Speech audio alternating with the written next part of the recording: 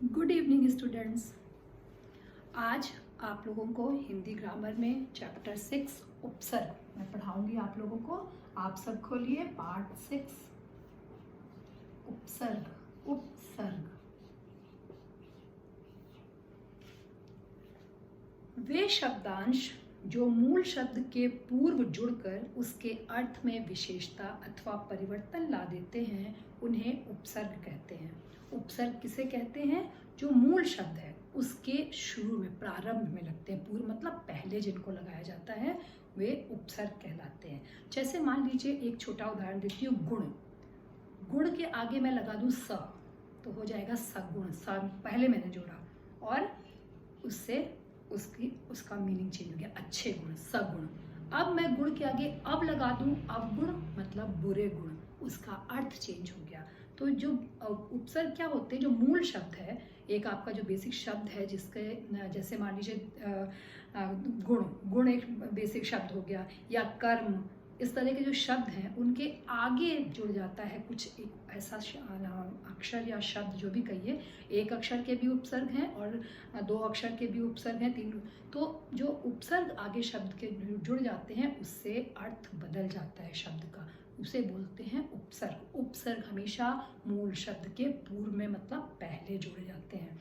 जैसे मैंने आपको बोला गुण, गुण में स जोड़ दिया तो हो गया सगुण। सगुण मतलब अच्छे गुण। अवगुण, अवगुण मतलब बुरे। सगुण मतलब गुण के साथ, सहित, गुण के सहित। आपकी बुक में एग्जाम्पल में दिया है, मीनिंग नहीं लिखी है। स मतलब होता है साथ, किसी चीज को जोड़ना। सगुण, गुण के साथ, गुण युक्त है वो स। और अभी इसमें जोड़ दूं अवगुण।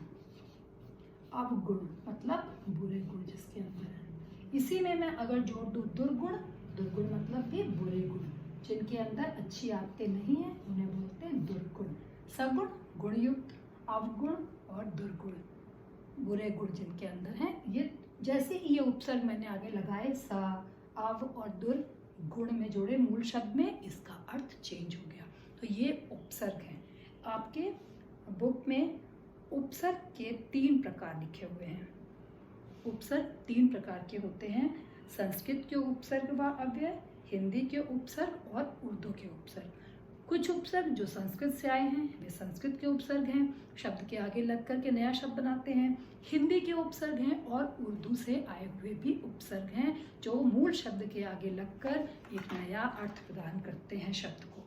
तो उपसर्ग की परिभाषा क्या हुई? वे शब्दांश जो मूल शब्द, शब्दांश इसलिए लिखा हुआ है कि शब्द का अंश, मान लीजिए गुण, उसका ये अंश है, दोनों मिला के एक पूरा शब्द बना, तो ये 2 शब्दों को मिला के बना तो ये शब्दांश है। वे शब्दांश जो मूल शब्द के पूर्व जुड़कर उसके अर्थ में विशेषता अथवा परिवर्तन ला देते हैं, उन्हें उपसर्ग कहते हैं। संस्कृत के उपसर्ग व अव्यय, आपकी बुक में संस्कृत के उपसर्ग दिए हुए हैं, जैसे अनु, आ, अन, अति, अप, आ, अव, अभि, सम, प्र, परि, परा, प्रति, सु, स्व, अधः, अतः, बहि, पुनः, स्वयं, चिर, सह, सत, पर, उत। इतने उदाहरण आपके में संस्कृत के दिए हुए हैं जिनको मूल शब्द में जोड़ने से नए शब्द बनते हैं। जैसे अनु में क्या बनाया? अनु मतलब होता है पीछे, अनुकरण, किसी का पीछे, किसी का अनुकरण करना मतलब फॉलो करना किसी को, उसे बोलते हैं अनुकरण करना। किसी चीज का पीछा करना यहाँ अच्छे अर्थ में। मान लीजिए किसी ने कोई अच्छा काम किया है और आप उसको फॉलो करिए, उसे बोलते हैं अनुकरण करना।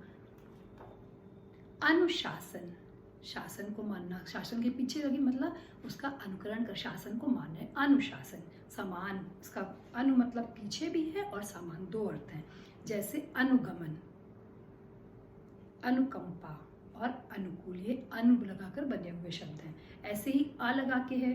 अ मतलब होता है कोई चीज नहीं होना, मना या निषेध। जैसे मैंने कहा स्वीकार, स्वीकार किया और अस्वीकार किया, मान लेना और नहीं मान लेना। अ लगाने का मतलब होता है निषेध, मतलब नहीं मानना या किसी चीज की कमी, अभाव किसी चीज का।